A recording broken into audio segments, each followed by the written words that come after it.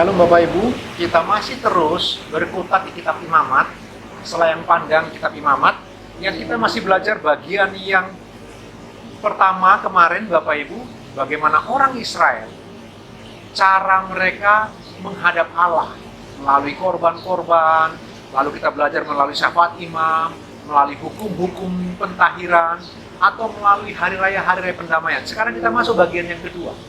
Sekarang bagaimana cara orang Israel harus hidup di hadapan Allah. Kemarin kita belajar bagaimana cara orang Israel menghampiri Allah. Bagian ini kita melihat bagaimana cara orang Israel hidup di hadapan Allah. Mereka harus hidup menjaga kekudusan di hadapan Tuhan. Jika Bapak Ibu melihat di dalam Imamat 17 ayat 1-16, di sana diberitahu bahwa mereka harus sungguh-sungguh memperhatikan kekudusan hidup mereka melalui penyataan tentang darah. Tuhan melarang mereka mempersembahkan korban di tenda-tenda mereka.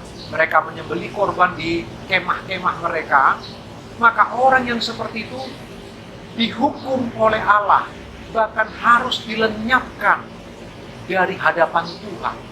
Mereka harus membawa korban mereka di kemah pertemuan, di depan tabernakel itu. Kenapa harus demikian Bapak Ibu? Karena korban harus pertama-tama dipersembahkan kepada Allah di kemah pertemuan, bukan di kemah mereka masing-masing. Sebenarnya bagian itu sudah ingin menyatakan bahwa mereka harus hidup kudus di hadapan Allah. Karena itu mereka harus memperhatikan sungguh-sungguh. Ini cukup menarik Bapak Ibu. Mereka dilarang membawa korban dan menyembelih di tempat mereka masing-masing.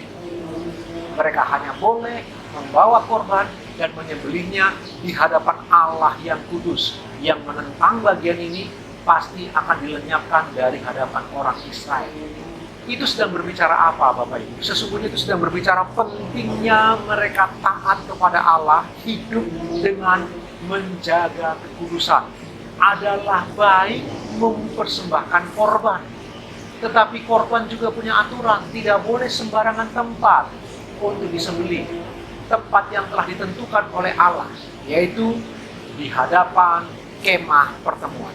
Bapak Ibu, itulah aturan yang Tuhan tetapkan untuk mereka menjaga hidup kudus di hadapan Tuhan. Nah Bapak Ibu, kita dalam perjanjian baru, kita bersyukur Bapak Ibu, oleh karena korban darah Kristus yang sempurna itu, kita bisa bertemu dengan Bapa di surga dimanapun Bapak Ibu, kapanpun.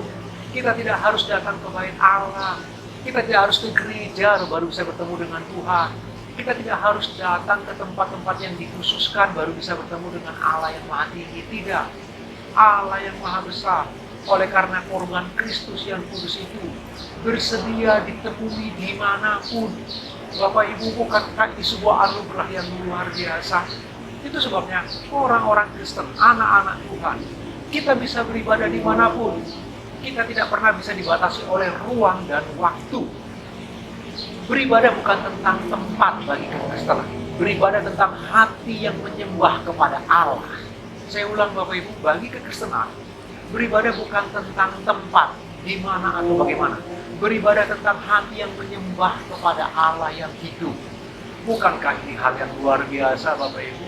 Lalu untuk apa ada gedung gereja? Gedung gereja sangat baik. Kita perlu gedung gereja untuk kita bisa beribadah bersama-sama, bersekutu bersama-sama, memuji menyembah Allah. Namun jika kita ingin bertemu pribadi dengan Allah, maka Bapak Ibu, tidak ada batasan bagi kita. Dimanapun, kapanpun, Allah bersedia ditemui oleh kita oleh karena darah Kristus yang telah memuaskan seluruh murka Allah.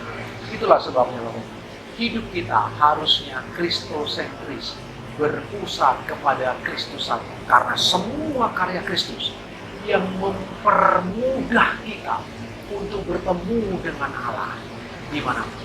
Renungkan kebenaran firman Tuhan sepanjang hari Bapak Ibu. Tuhan Yesus memberkati. Selamat beraktivitas.